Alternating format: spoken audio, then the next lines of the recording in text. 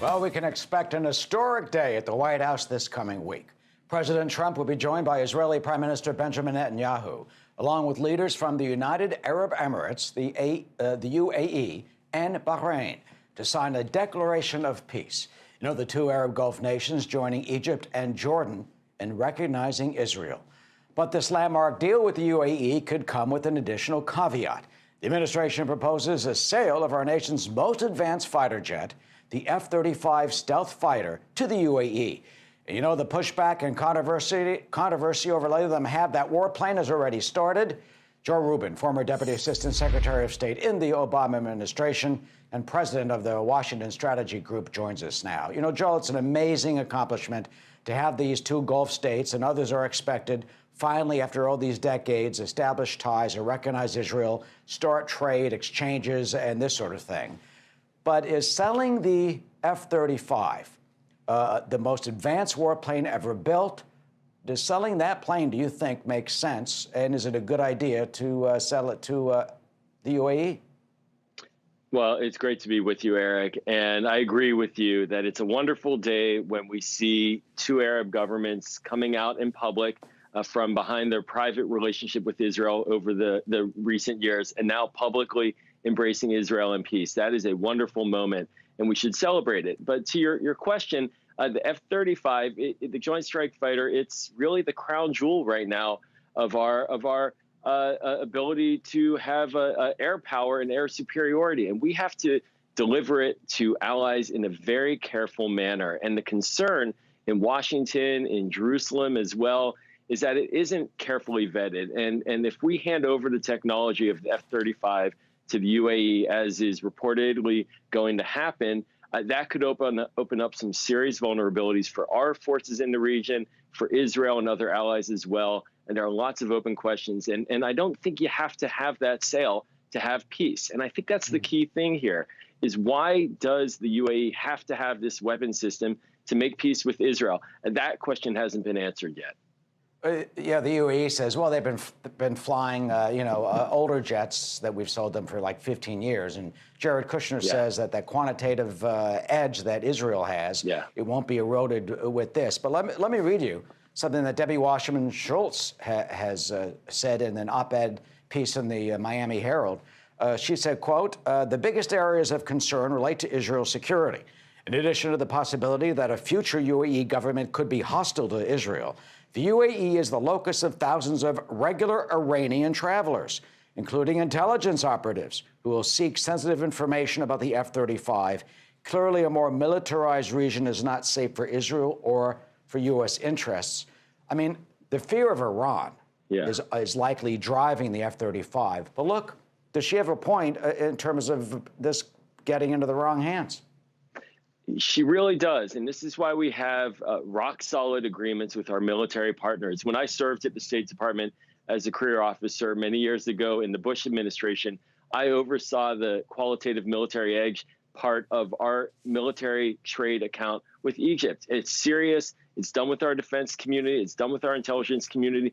We don't want our weapons to either threaten our allies or to get in the wrong hands. And to the point of Iran, the UAE has significant trade with Iran. It also has a significant defense relationship with China, and that is very concerning. The knowledge of the F-35 is at a NATO level. The technology there is at the highest level possible.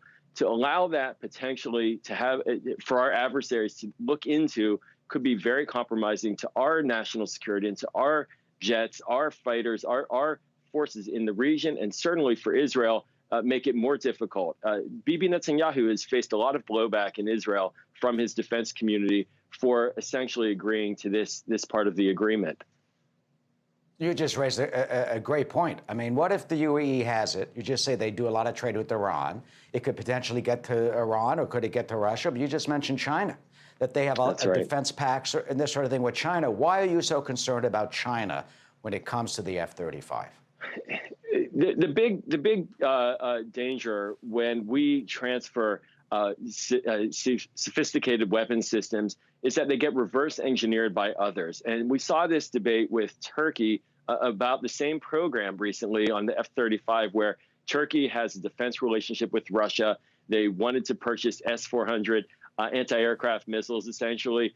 And we shut down our F-35 transfer program to Turkey because of that, out of concern that Russia would be able to look into our F-35s, reverse engineer it, and understand what to do to defend itself from that. We don't want that situation with China right now, certainly. And so this is a lot more, there's a lot more complexity here, and there really needs to be rigorous oversight by Congress, by the defense community. This can't just be a gift handed to the UAE to make peace. There's much more at stake than just the deal. Again, going to my question, the UAE should be making peace with Israel and Israel with the UAE. The F-35 should not necessarily be part of that. It should be a separate discussion to ensure that we're getting the security issues right.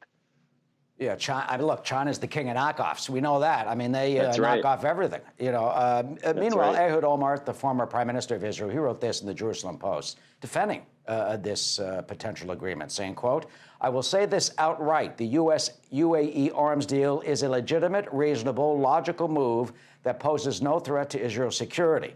If this country has a few F-35s and other defense systems that could be quite effective in the event of friction with Iran, would our security be compromised?" You know, finally, Joel, what really is great is Benjamin Netanyahu, who didn't say this, but this has been inferred, that potentially Israel flew the 2 F-35s they have, flew them over Iran, and Iran never even knew.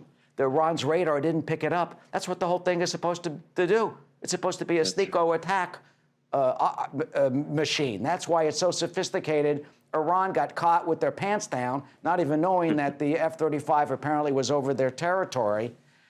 Finally, as you point out, you think this deal can go ahead and we can still withhold the F-35? I think that we have to have real examination of the F-35 part of this deal. The deal should go ahead. It's good for Israel. It's good for the UAE. It's good for the United States, the Bahrain part as well. These are wonderful agreements to have. But we have hard security issues. We've invested billions upon billions of dollars at American taxpayer expense into this F-35 program. It's not just a gift to give out. We have to really make sure we're getting it right.